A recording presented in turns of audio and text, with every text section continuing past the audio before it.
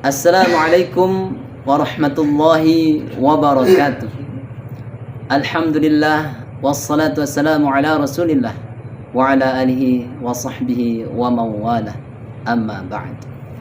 Sahabat beriman yang dirahmati Allah, alhamdulillah kita bertemu lagi di channel ini. Doa dan harapan saya semoga sahabat semua selalu diberikan kesehatan, keafiatan oleh Allah Subhanahu wa taala. Dimudahkan segala urusan dan dilancarkan rizkinya. Amin. Allahumma amin. Ya Rabbal Alamin.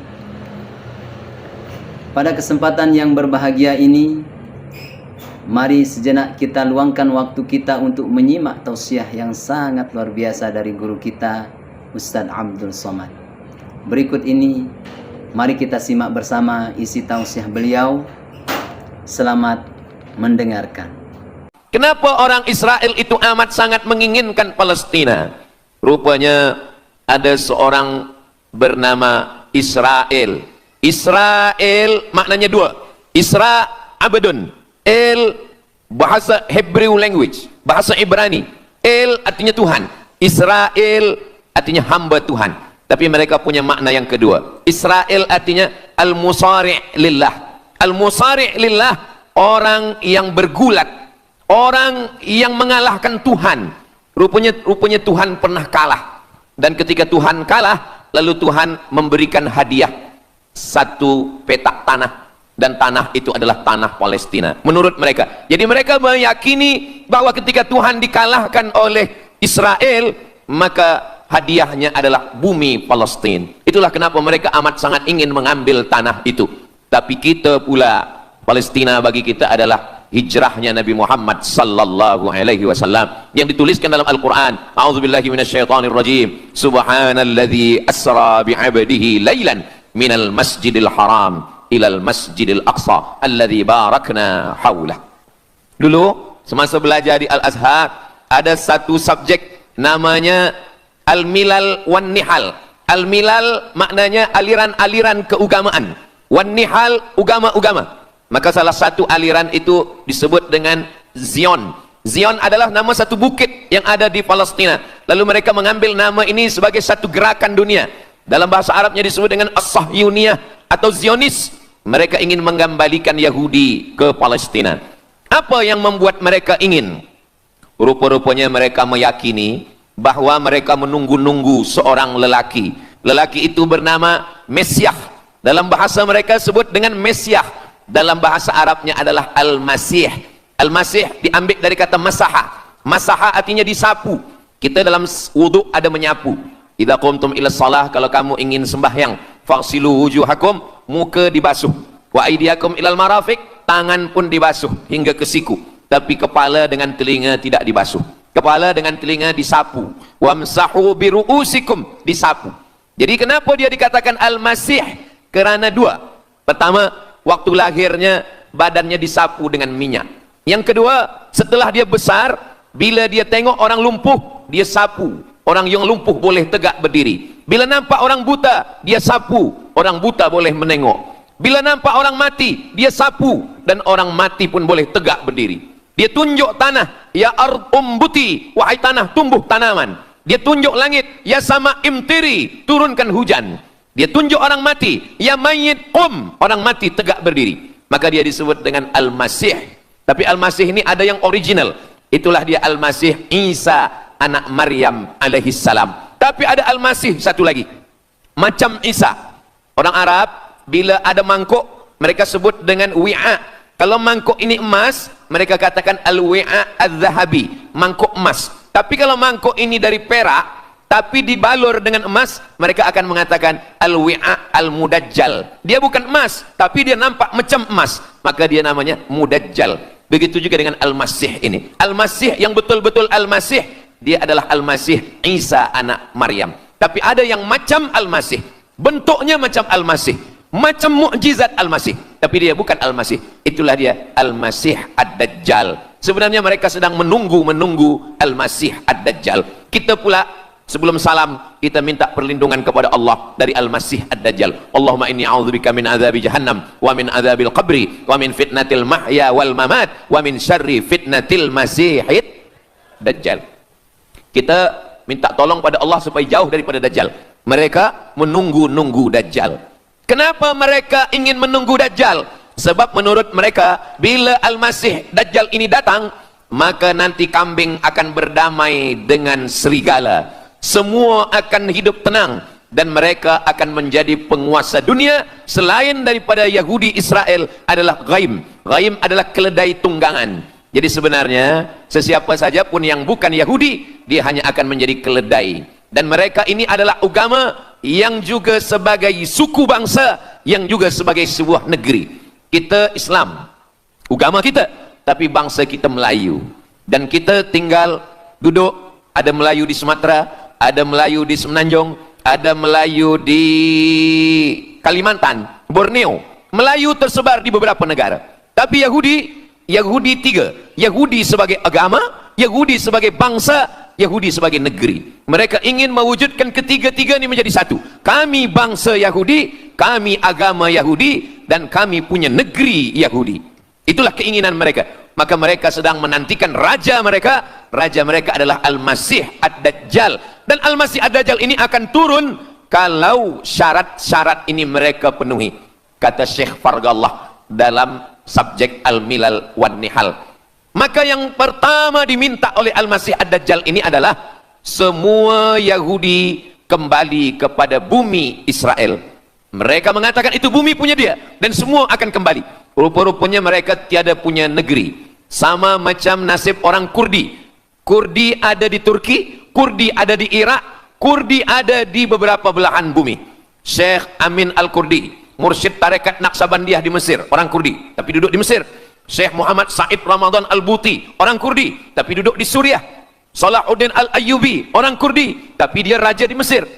Mereka pun di seluruh dunia ada, tapi mereka tak ada punya negeri. Maka mereka ingin mengambil Palestina, mereka ingin kembali ke negeri yang menurut mereka inilah adalah hadiah daripada Tuhan, kerana Tuhan kalah bertembung, bertarung dengan nenek moyang mereka bernama Israel menurut hikayat mereka. Yang ini semuanya adalah asatirul awalin, hanya dongeng-dongeng nenek moyang mereka zaman silam. Lalu kemudian datanglah Theodor Herzl menghadap kepada Sultan Abdul Hamid, Sultan Turki. Mereka ingin membayar dengan ratusan keping emas. Apa kata Sultan Abdul Hamid? Dulu Palestina itu diambil dengan darah dan nyawa, maka saya tidak akan memberikannya dengan emas. Lalu kemudian apa yang terjadi? Mereka menghalau Sultan Abdul Hamid dengan seorang lelaki bernama Mustafa Kemal Ataturk. Lalu kemudian hilanglah khilafah Islamiyah. Ketika khilafah Islamiyah tahun 1924 ini jatuh, hilang, tumbang, maka ketika itu umat Islam tidak lagi ada pelindung. Dan ketika itulah mereka mengambil Palestina. Mereka merebut, mereka mengambil, seperti yang dikatakan Sayyidina Muhammad sallallahu alaihi wasallam, kamu akan diperebutkan seperti makanan yang ada di atas meja makan. Satu mengambil kakinya, satu merebut kepalanya, satu mengambil dadanya, dan tercabik-cabik, dicakar, dimakan, dipotong. Tak ada satu pun yang peduli. Alhamdulillah, kita malam ini masih peduli. Kita sedang mengajarkan kepada belia-belia, kita sedang mengajarkan kepada pemuda-pemuda Islam. Mudah-mudahan sampai anak cucu kita sampai hari kiamat masih lagi peduli kepada Palestina, insyaAllah. Allahu Akbar. Semua Yahudi kembali ke Palestina. Maka sekarang mereka sudah berkumpul. Berapa jumlah mereka? 9 juta Yahudi sudah berada di Palestina. Itu syarat supaya Al-Masih itu turun. Sebab Al-Masih tidak mahu turun kalau Yahudi-Yahudi ini tidak kembali ke Palestina menurut mereka. Maka Yahudi dari Rusia kembali, Yahudi yang ada dari Amerika kembali semuanya. Dari mulai tahun 1946 sampailah hari ini 2025, tahun hadapan 2026, 80 tahun lamanya mereka sudah berkumpul menunggu kedatangan Al-Masih dengan cara berkumpul. Dan mereka yang datang ini hanya keturunan Yahudi dari puak ibunya saja.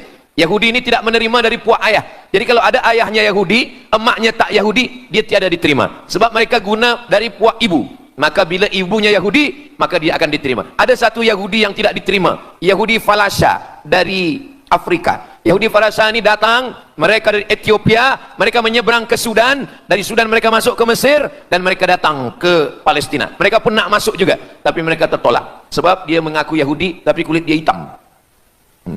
Saya tak tahu di tempat kita, tapi di tempat saya banyak juga Yahudi, namanya Yahudi pesek. Kulit dia hitam, hidung dia pesek, tapi otak dia Yahudi. Ini lebih berbahaya lagi, mereka menyebarkan kebencian. Jadi sebenarnya Yahudi adalah makhluk yang paling unsuri, rasisme. Mereka tiada menerima selain daripada Yahudi. Siapapun yang datang ingin mengaku orang Yahudi, kalau ditengok nasabnya tidak sesuai daripada ibu, dia tidak akan diterima. Sedarlah wahai orang yang membela-bela Yahudi, wahai orang yang membela Yahudi, kalau kamu bukan Yahudi maka kamu tidak akan diterima, kerana Yahudi adalah agama, Yahudi adalah bangsa, dan Yahudi adalah negeri. Mereka ingin mewujudkan ini. Maka berdatanganlah Yahudi beramai-ramai, lalu mereka pun turun ke Palestina. Sampai hari ini mereka terus berdatangan. Lalu kemudian yang kedua, syarat Yahudi didatangi oleh Al-Masih, Mesias, mereka mesti menanam tanaman yang hijau. Jadi kalau mereka bayangkan, Al-Masih ini sedang berada di langit, dia selalu memandang ke bawah, dia tengok Yahudi dah berkumpul atau belum. Kalau berkumpul dia tak nak turun. Bila dah berkumpul semua ramai, baru dia turun. Dah berkumpul 5 juta, dia belum juga turun. Dah berkumpul 9 juta, dia belum juga turun. Rupanya yang kedua, dia ingin supaya tanah Palestina itu hijau. Bila nanti dah hijau semua, baru dia turun. Dan tanaman yang hijau itu pun dia yang memilihkan tanamannya. Tanamannya adalah yang disebutkan Nabi 14 abad silam, Syajaratul Gharqad. Nanti semua akan membela umat Islam. Sampai-sampai batu berkata, apa kata batu? Ya abdallah, wahai hamba Allah, hadza Yahudi khalfi, ini di belakang saya ada Yahudi, faktulhu, bunuhlah dia. Kata Nabi, jangankan manusia, batu pun membela umat Islam. Batu akan berkata, ya abdallah, wahai hamba Allah, hadza Yahudi, ini di belakang saya ada Yahudi, faktulhu, bunuh dia. Tapi ada satu yang membela mereka. Siapa dia? Syajaratul Gharqad, pokok kayu Gharqad. Allah menunjukkan sampai hari ini mereka menanam pokok Gharqad ini.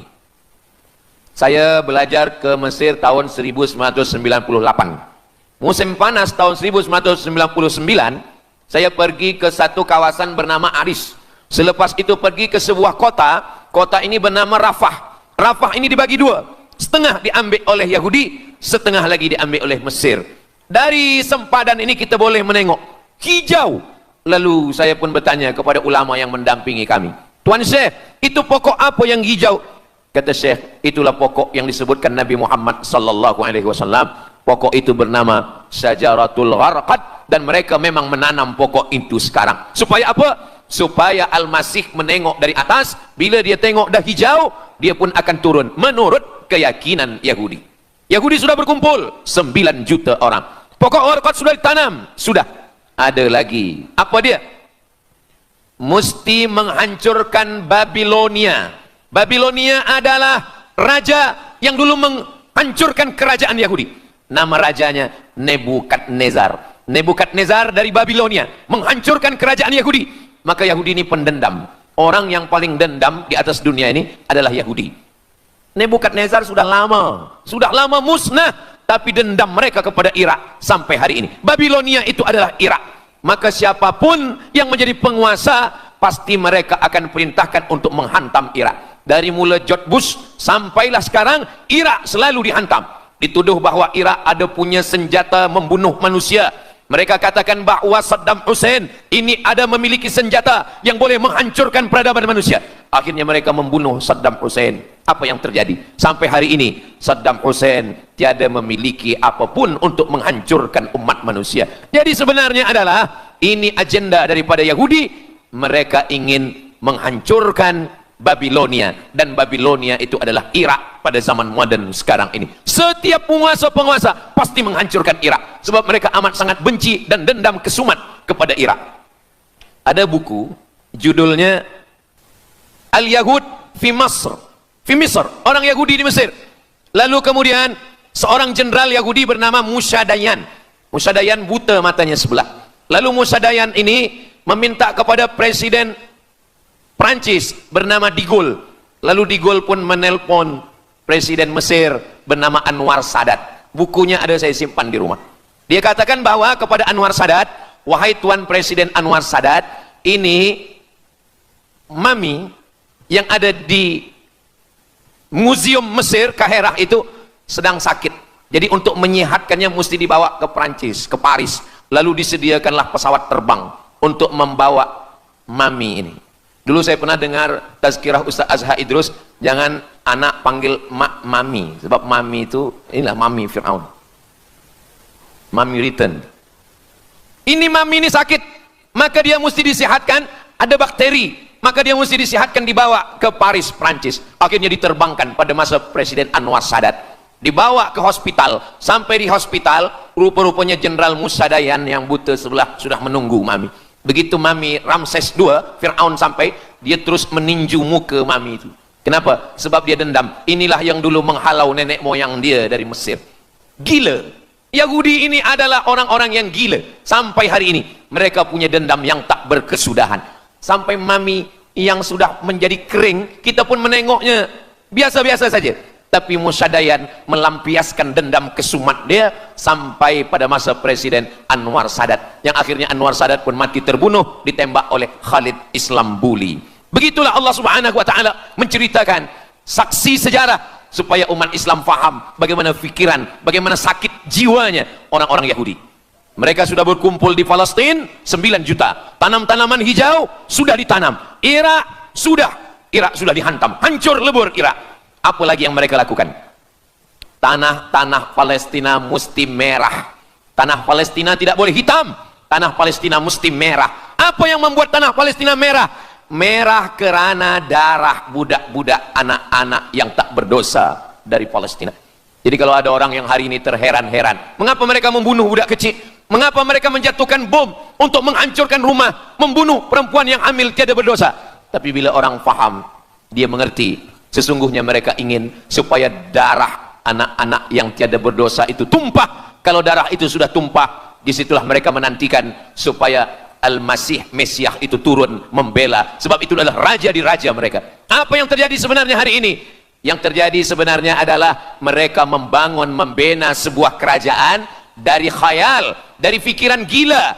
Maka ada seorang yang tidak percaya kepada Allah, dia atheist, dia tak percaya kepada Tuhan, namanya Roger Jaraudi. Tapi akhirnya dia dapat hidayah, dia masuk Islam. Selepas masuk Islam, dia tulis buku bahwa Israel, Yahudi mendirikan negara berdasarkan mitologi, berdasarkan khurafat, berdasarkan kisah-kisah bohong, dusta. Tapi mereka percaya dengan dusta itu. Lalu kemudian Roger Jaraudi ditangkap oleh pemerintah Prancis, dimasukkan ke dalam penjara. Bukunya diterjemahkan ke dalam bahasa Arab, diterjemahkan ke dalam bahasa Melayu. Roger Jaraudi, bagaimana orang Yahudi Israel membina kerajaan negara berdasarkan khayal, berdasarkan tipu, berdasarkan dusta, berdasarkan mitologi, berdasarkan asatirul awalin, dongeng-dongeng daripada nenek moyang mereka dulu. Lalu kemudian hari ini kita sudah menengok darah itu sudah tumpah merata-rata di tanah Palestina. Kenapa Al-Masih, Mesiah belum juga turun? Kenapa belum datang juga Mesiah yang mereka tunggu itu? Rupanya ada syarat lagi yang belum. Apa dia? Mereka mesti membina satu yang disebut dengan Haikal Sulaiman, Temple of King Solomon. Mereka meyakini bahwa raja mereka adalah Solomon, dan dia ada sebuah kuil yang mereka sebut, mereka tulis bukunya Temple of King Solomon. Di mana letaknya? Letaknya adalah di atas Al-Masjidil Aqsa. Mereka ingin menghancurkan Al-Masjidil Aqsa, diratakan dengan tanah. Nanti mereka akan bina Temple of King Solomon. Selepas itu mereka siapkan satu kerusi singgasana. Selepas itu nanti barulah turun Al-Masih, Mesiah yang dijanjikan menurut mereka. Yang semuanya ini adalah dusta, bohong, tipu daripada Zionis, kerana mereka ingin menguasai dan mereka ingin membuat sebuah negara yang sangat besar, yang negara itu disebut dengan The Great Israelian, Israel Raya. Dia dari 2 sungai. Biasanya orang membuat map itu rahasia. Map biasanya rahasia yang disimpan.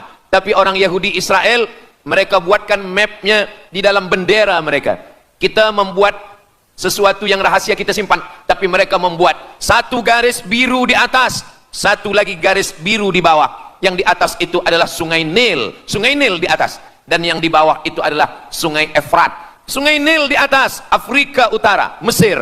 Sungai Efrat di bawah, sungai Efrat ada di Irak. Lalu di tengah itu ada bintang segi 6. Apa maknanya?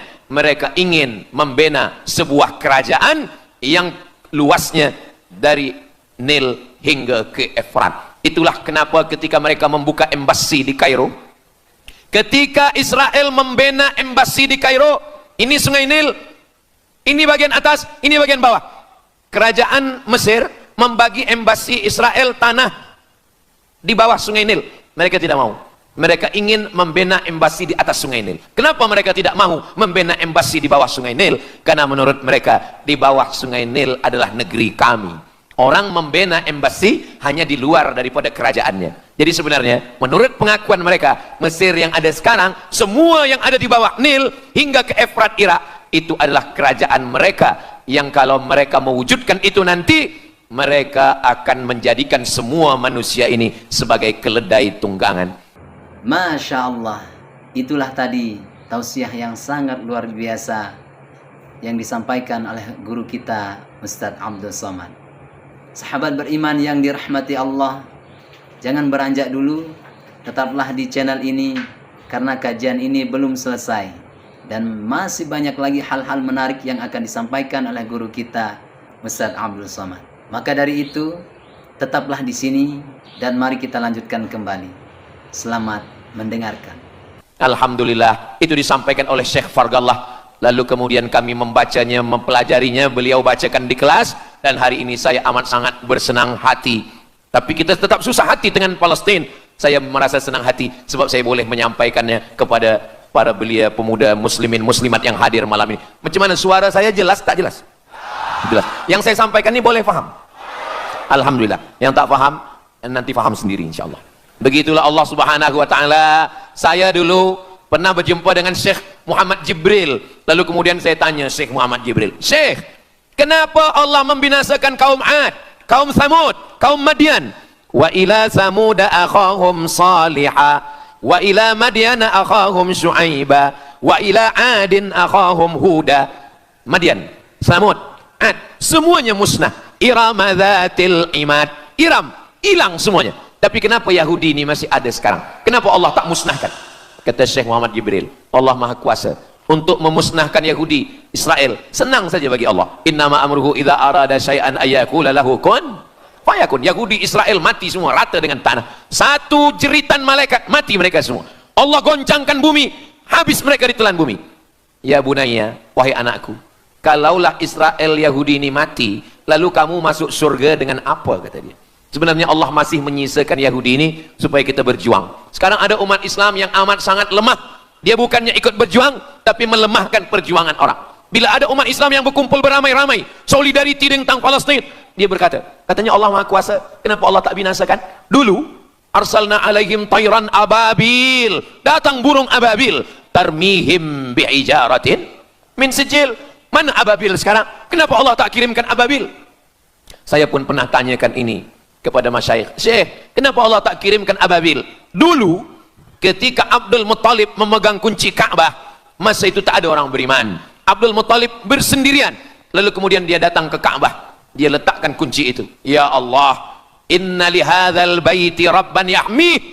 Saya sendiri seorang saja, saya tak sanggup untuk menolong Ka'bah. Inna li hadzal baiti rabban yahmih. Ka'bah ini ada pemiliknya, Ka'bah ini ada pelindungnya, Allah akan melindungi. Itulah mengapa Allah mengirimkan alam tara kaifa fa'ala rabbuka bi ashabil fil alam yaj'al kaidahum fi tadlil. Kenapa Allah kirimkan tayran ababil? Karena tidak ada orang beriman, hanya Abdul Muttalib sendiri. Tapi sekarang 2 miliar orang beriman yang bersyahadat asyhadu an la ilaha illallah wa asyhadu anna muhammadan rasulullah. Itulah kenapa Allah tidak mengirimkan tayran ababil. Itulah kenapa Allah tidak membuatkan goncangan. Itulah kenapa. Tapi sedikit banyak Allah mulai menurunkan pertolongannya. Kalau sudah datang pertolongan Allah Subhanahu wa taala, idza jaa nasrullah, kalau sudah datang pertolongan Allah, idza jaa nasrullah wal fath, kemenangan. Wa ra'aitan nasa yadkhuluna fi dinillahi afwaja. Insyaallah, alaysa subuhu biqarib. Subuh tak lama lagi. Pertolongan Allah pasti datang. Nasrum minallah wa fathun qarib. Hasbunallah wa ni'mal wakil. Ni'mal maula wa ni'man nasir. Wala haula wala quwata illa billahil aliyil azim. Kalau kita seorang cikgu, kalau kita seorang ulama, sampaikanlah kepada umat. Sebagai seorang ayah, sampaikan kepada anak. Sebagai seorang ahli keluarga, kita mesti ingatkan, buatkan baju, dengan lambang, simbol, bendera penderitaan Palestina. Kalau kita menonton dengan keluarga di rumah, tontonkan bagaimana penderitaan anak-anak di Palestina. Saya di rumah ada gambar besar, gambar Palestina. Sehingga setiap kali tamu datang, kita bercerita, dia tanya, ini gambar apa nih Ustaz? Inilah gambar saudara kita yang sedang teraniaya di Palestina. Malam ini kita guna sorban, kita pakai sorban yang mengingatkan kita kepada Palestina. Apapun yang kita lakukan, jangan lupa menyampaikan khutbah Jumat, kunut nazilah, Allahumma ansuril Islam wal muslimina fi Palestina. Silahul mu'min, doa silahul mu'min. Kalau kita tiada senjata lagi, maka sesungguhnya doa. Man lam yahtam bi amril muslimin, siapa yang tak peduli kepada penderitaan saudaranya di Palestina, falaisa minhum, dia tidak diakui sebagai umat Nabi Muhammad sallallahu alaihi wasallam. Orang beriman bukan setakat sembahyang subuh, zuhur, asar, maghrib, isya. Orang beriman bukan setakat ditengok berapa kali dia ke Baitullah haji dan umrah, tapi orang beriman bagaimana perasaan dia kepada saudaranya. Maka kata Nabi SAW, la yu'minu ahadukum, kamu tidak beriman, kalaupun kamu beriman belum sempurna, hatta yuhibba li akhi, sampai engkau sayang kepada saudaramu. Ma yuhibbu li nafsih, sayang kepada saudara seperti sayang pada diri sendiri. Kalau anak saudara kita di Palestina teraniaya, kita lebih teraniaya. Kalau pipi kita dicubit sakit, begitu juga dengan saudara kita di Palestina. Kita memang hidup pada zaman yang susah, yang payah. Beruntunglah datuk nenek moyang kita 100 tahun yang lampau, mereka selamat dari fitnah ini. Tapi kita pun tak boleh mengutuk nasib. Mengapa saya hidup sekarang? Kenapa kami hidup tahun 1447 ini ya Allah? Tentu ada hikmahnya. Allah hidupkan kita hari ini. Kenapa saya tak hidup zaman Nabi? Kalau ada pemuda belia sekarang datang kepada Ustaz Abdul Somad, Ustaz Somad, kenapa saya tak hidup zaman Nabi? Kalau saya hidup zaman Nabi mungkin saya baik. Kamu yang komplain kepada Allah, kalau kamu hidup zaman Nabi mungkin tidak ikut Nabi, ikut Abu Lahab, ikut Abu Jahal. Kita dihidupkan Allah hari ini, kita masih bersama dengan guru kita Al-Fadhil Ustaz Azhar Idrus. Kita masih bersama dengan orang-orang baik, orang mulia. Alaikum bil jamaah, kata Nabi SAW. Man syadza syadza finnar, jangan bersendirian, sendirian masuk neraka. Kita mesti berjamaah. Alhamdulillah, yang ada kuasa dengan kuasanya, yang ada fatwa dengan fatwanya, yang ada ilmu dengan ilmunya. Alhamdulillahirabbil alamin. Demikianlah tausiah yang sangat luar biasa yang sudah disampaikan oleh guru kita Ustaz Abdul Somad. Tentunya banyak sekali ilmu hikmah dan manfaat yang bisa kita jadikan pelajaran dalam kehidupan kita sehari-hari. Sahabat beriman yang dirahmati Allah Subhanahu wa taala, mari sejenak kita doakan guru kita, semoga beliau selalu berada dalam naungan perlindungan Allah Subhanahu wa taala. Amin. Allahumma amin ya rabbal alamin. Dan buat sahabat semua yang sudah setia menonton tausiah ini sampai selesai, saya ucapkan terima kasih banyak. Semoga Allah Subhanahu wa taala senantiasa melimpahkan rahmat dan karunia-Nya kepada sahabat semua, selalu diberikan kesehatan, keafiatan, dimudahkan segala urusannya dan dilancarkan rezekinya. Amin. Allahumma amin ya rabbal alamin. Sahabat beriman yang dimuliakan Allah, demikian yang dapat saya bagikan, kurang lebihnya mohon maaf. Wabillahi taufik wal hidayah. Assalamualaikum warahmatullahi wabarakatuh.